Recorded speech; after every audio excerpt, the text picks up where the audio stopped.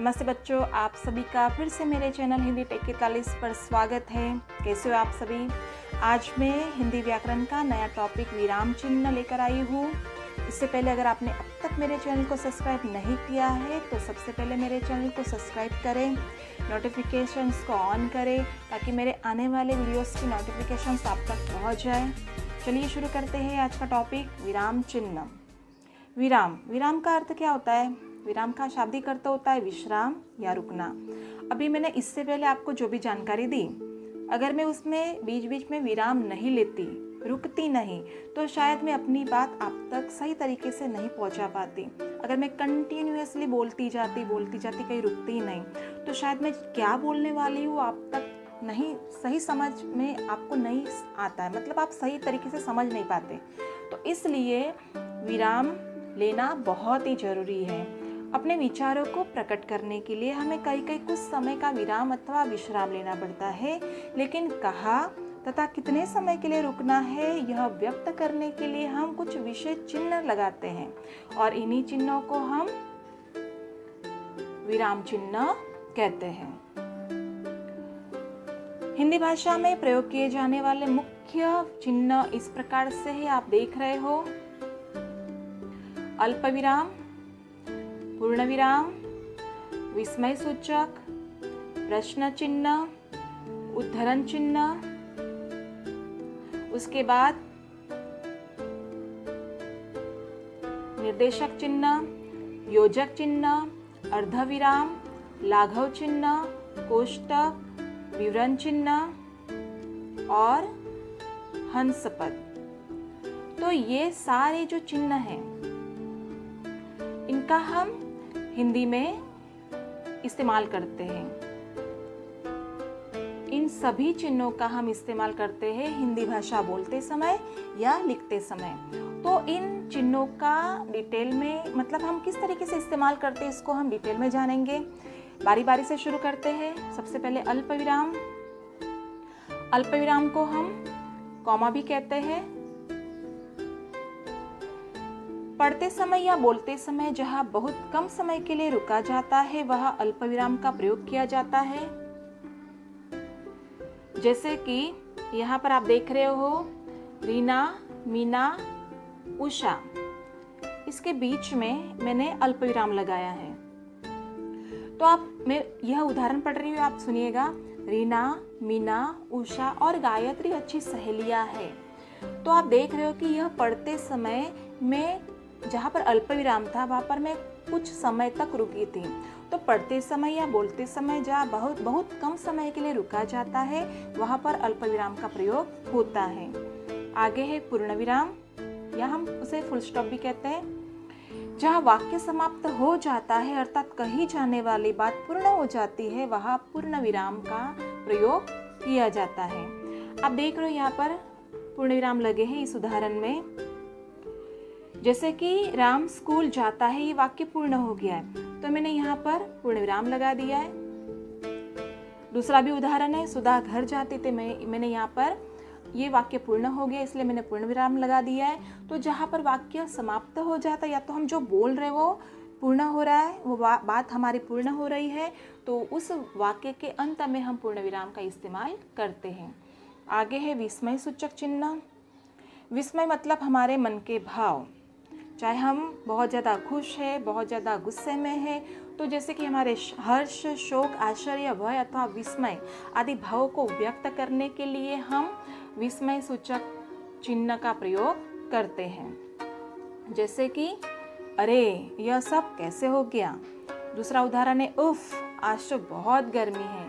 तो यहाँ पर ये जो आप चिन्ह देख रहे हो, इन चिन्हों का इस्तेमाल करने से हम अपने विचारों को स्पष्ट करते हैं। जैसे कि अरे यह सब कैसे हो गया, हम थोड़ा सा आश्चर्यचकित हो रहे हैं। उफ आज तो बहुत गर्मी है, हम परेशान हैं गर्मी के मारे, तो हमारे मुँह से परेशानी के भाव, दुख के भाव निकल रहे हैं कि आज तो बहुत गर्मी। तो यहाँ पर हम विस्मय सूचक चिन्ह का इस्तेमाल करके अपने भाव को प्रकट कर रहे हैं। आगे है प्रश्न सूचक चिन्ह। प्रश्न पूछने के लिए एक वाक्य के अंत में प्रश्न सूचक चिन्ह का इस्तेमाल होता है। जैसे कि क्या आपने भोजन कर लिया है, प्रश्न सूचक चिन्ह। आप कहाँ जा रहे हैं, प्रश्न सूचक चिन्ह आप देख रहे हो कि वाक्य के अंत में जहाँ पर हमारा प्रश्न पूरा हो रहा है तो हम वहाँ पर प्रश्न सूचक चिन्ह लगा रहे हैं। तो प्रश्न पूछने के लिए वाक्य के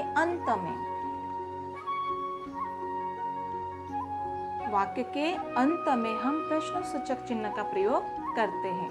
आगे है उद्धरण चिन्ह। किसी अन्य के कथन को जो का त्यों लिखने के लिए उद्धरण चिन्ह का प्रयोग किया जाता है। उद्धरण चिन्ह इस तरीके से हम लिखते हैं, जैसे कि उदाहरण है, तुलसीदास ने कहा परहित सरिस धर्म नहीं भाई। ये जो वाक्य है पूरा, परहित सरिस धर्म नहीं भाई, ये तुलसीदास जी का है। इस वाक्य को हमें जो का त्यों लिखना है, इसलिए इस तुलसीदास जी के वाक्य को हमको उद्धरण के साथ जो का त्यों लिखना पड़ता है। तो उद्धरण चिन्ह किसी अन्य के कथन को जो का त्यों लिखने के लिए हम प्रयोग करते हैं। आगे है निर्देशक चिन्ह डैश।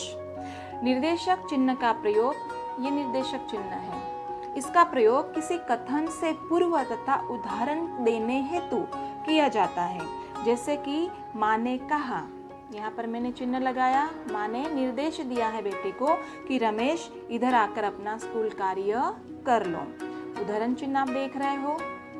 आगे है उदाहरण, रमेश बोला माँ मैंने अपना कार्य पहले ही कर लिया है। तो यहाँ पर रमेश के बोलने के बाद वो क्या बोल रहा है, तो उसके आगे भी हमने इस उदाहरण चिन्ह का प्रयोग किया है। तो निर्देशक चिन्ह का प्रयोग किसी कथन से पूर्व अथवा उदाहरण देने के लिए किया जाता है। आगे है योजक चिन्ह, जिसको हाइफन भी कहते हैं। योजक चिन्ह का प्रयोग शब्द युग्म, यहाँ पर युग्म का अर्थ होता है शब्दों के जोड़े, शब्द के जोड़, जैसे कि युग्म का मतलब होता है जोड़ा। तो योजक चिन्ह का प्रयोग शब्द युग्मों के मध्य किया जाता है। आप देख रहे हो राजा रानी, सुख दुख, इसके बीच में मैंने योजक चिन्ह लगाया क्योंकि ये दो शब्द का जोड़ा है। तो इस तरीके से योजक चिन्ह का प्रयोग शब्द युग्म के मध्य किया जाता है। आगे है अर्ध विराम। वाक्यों में जब पूर्ण विराम से कम तथा अल्प विराम से अधिक समय के लिए रुकना पड़ता है तब उसके लिए अर्ध विराम, इस तरीके से इस चिन्ह का प्रयोग किया जाता है। जैसे कि उदाहरण है, सूर्य उदय होगा, चिन्ह लगा दिया, कमल खिलेगा और उसमें बंद भौरा उड़ जाएगा। तो ये जो अर्धविराम है, इस अर्धविराम का प्रयोग वाक्यों में जब पूर्ण विराम से कम और अल्प विराम से अधिक समय के लिए हम रुकते हैं तो उस समय हम अर्धविराम का प्रयोग करते हैं। आगे है लाघव चिन्ह। समझ लो कि आपको बहुत बड़े वाक्य को शॉर्ट में लिखना है, तो उस संक्षिप्त शब्द लिखने के लिए हम इस चिन्ह का प्रयोग करते हैं। तो किसी शब्द को संक्षिप्त रूप में लिखने के लिए लाघव चिन्ह का प्रयोग किया जाता है। ये है लाघव चिन्ह। आप देख रहे हो ईसा पूर्व, ये बहुत बड़ा शब्द आपको लग रहा है, तो इसको शॉर्ट में हम इस तरीके से लिख रहे हैं, ईसवी सन पूर्व। भारतीय जनता पार्टी, उसको हमने शॉर्ट में लिख दिया भाजपा। तो इस तरीके से ये जो लाघव चिन्ह है, ये बड़े शब्द को संक्षिप्त रूप में लिखने में हमारी मदद करता है। तो ये हमारे बहुत ही जरूरत की, मतलब बहुत ही फायदेमंद चिन्ह है। तो आगे बढ़ते हैं। कोष्टक, अगला चिन्ह है कोष्टक। कोष्टक का उपयोग हम प्राय अपनी ओर से किसी शब्द का अर्थ स्पष्ट करने के लिए करते हैं। आप उदाहरण देख रहे हो, कृपण से प्राय लोग घृणा करते हैं। कृपण से पहले मैंने काउंस में कोष्टक में लिखा है कंजूस। तो ये कंजूस क्या है? कृपण का ही समानार्थी शब्द है। तो अगर कृपण ये जो शब्द है थोड़ा सा अगर कठिन लगे, उसका हमें सरल शब्द भी देना है, तो कोष्टक में हम उस अपनी ओर से किसी शब्द का अर्थ स्पष्ट कर सकते हैं, जैसे मैंने इस उदाहरण में किया है। आगे है विवरण चिन्ह। जब किसी विषय का विवरण अगले वाक्य से हो रहा हो तब विवरण चिन्ह का प्रयोग करते। ये है विवरण चिन्ह।